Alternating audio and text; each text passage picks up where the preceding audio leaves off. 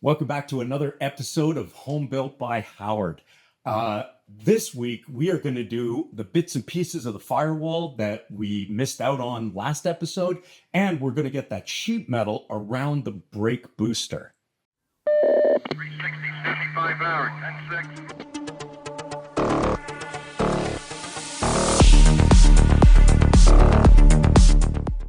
So if you're new here, this is my 1968 TR6 Restomod. I'm taking all the internals and powertrain from a BMW 135 and stuffing it into a custom chassis and wrapping this car around it.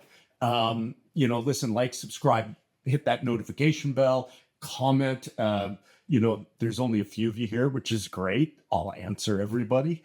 Okay, so now that I've got that out of the way, last week we did mostly the passenger side of the firewall, and we just want to keep working on that so we can move forward with this car. So let's go take a look at what we did and what we're going to do this week.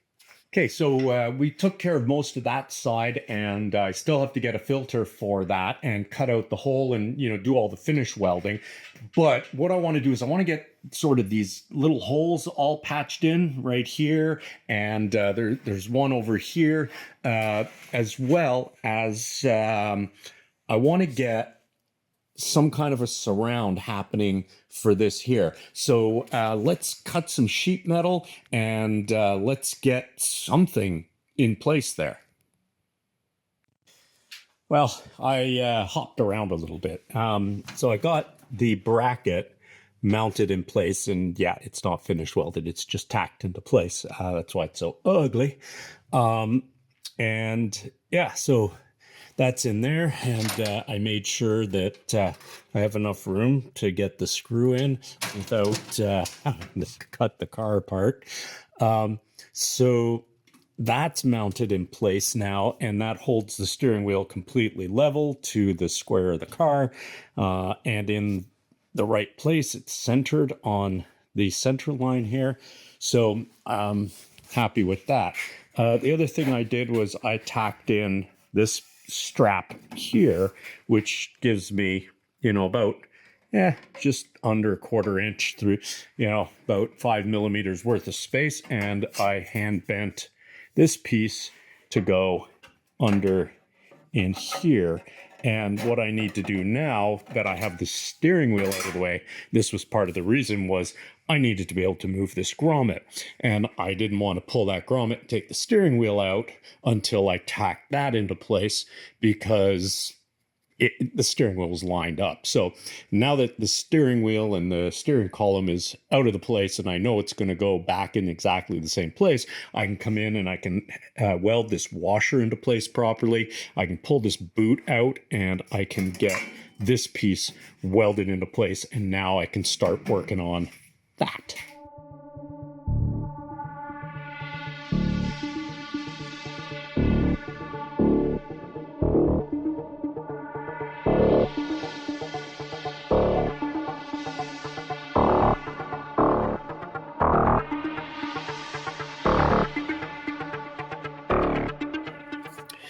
Okay, so as you can see, I tacked this in place here.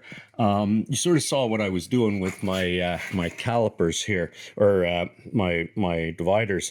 I attach a marker to it, and then you measure the widest point. You put your piece of metal or whatever up against the strange surface, and you go the widest point, and then you just scribe a line, and it follows the curve or the shape, and then you just cut along it, and it slots into place. And as you can see, I got a really nice fit. Now, it's a little wonky here because I had to dip that in order to get around the gasket, but it did a really nice job. So if you ever need to do that, that's one of the tricks there.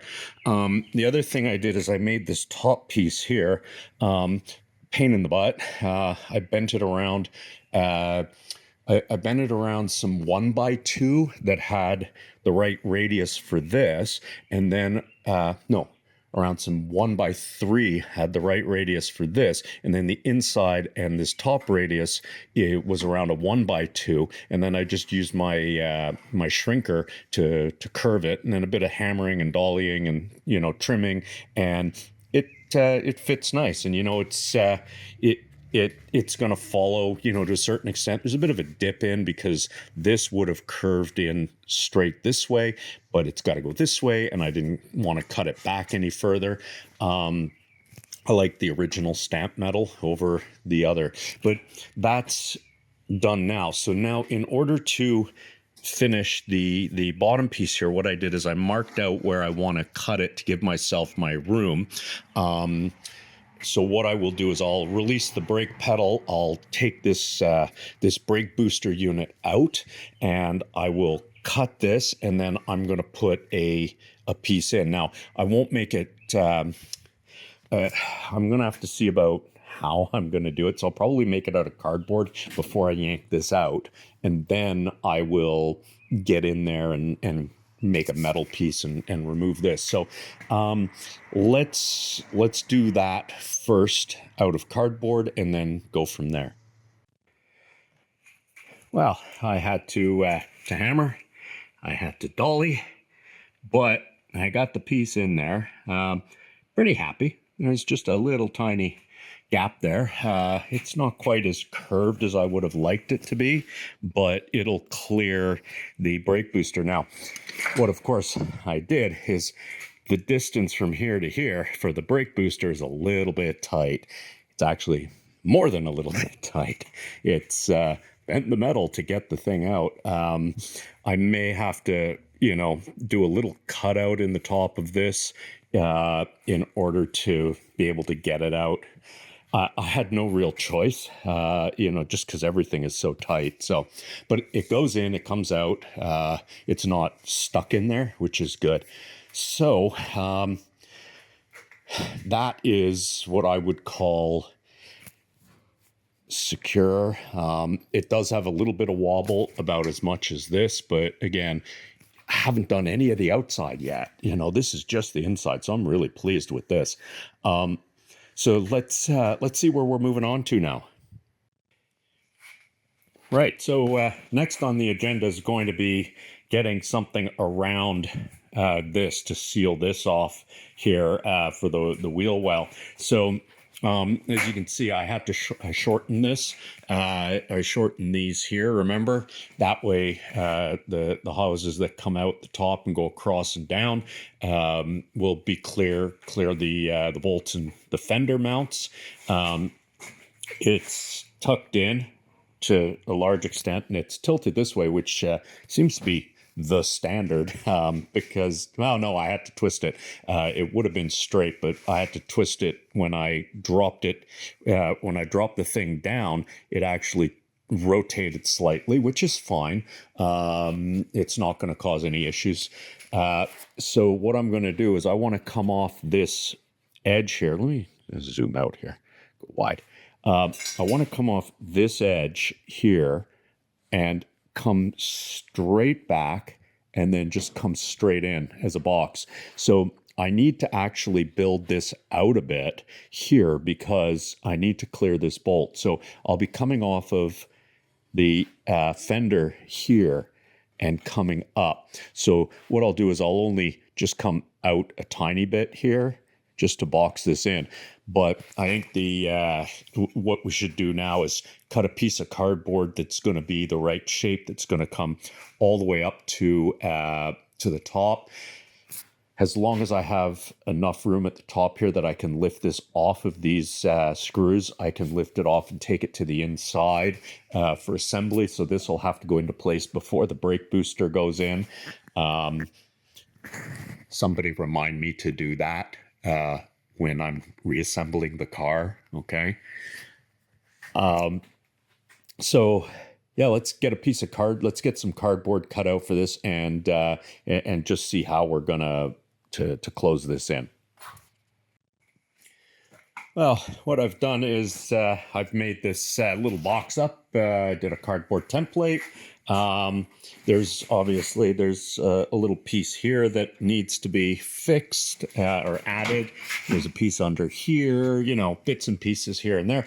The other thing I had to do is I had to drill a hole that I'll plug at the top in order to reach down and get that corner, that screw that's in the corner, because I really wanted to make sure that this was sealed properly.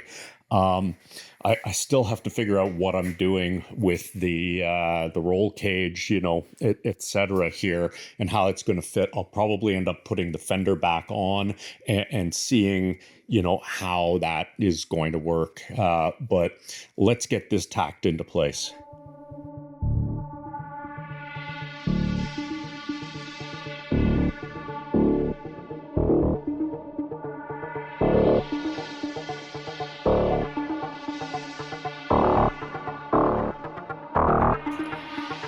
Okay, now we're going to do this side. So let's grab that box and mount that in here, and let's do a cardboard mock-up and go from there.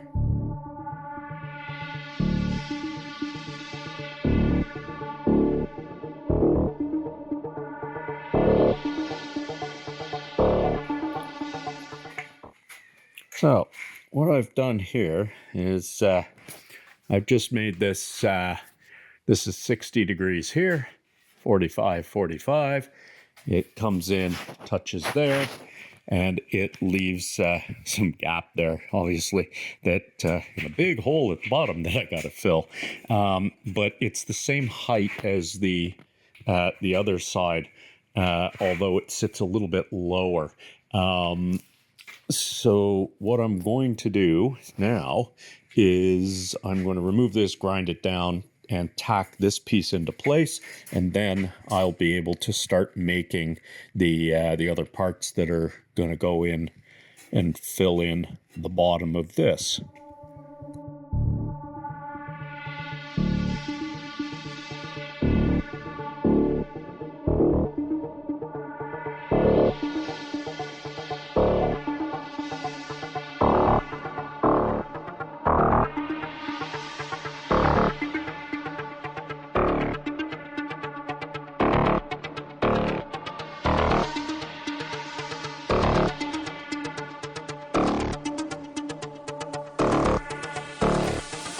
Check this out.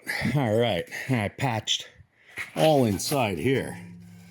So just loads of pieces, got them all in. Looks pretty good, actually. I'm pretty happy with that. I'm getting better at this. This practice is making perfect on this. So that is this side now fixed, done.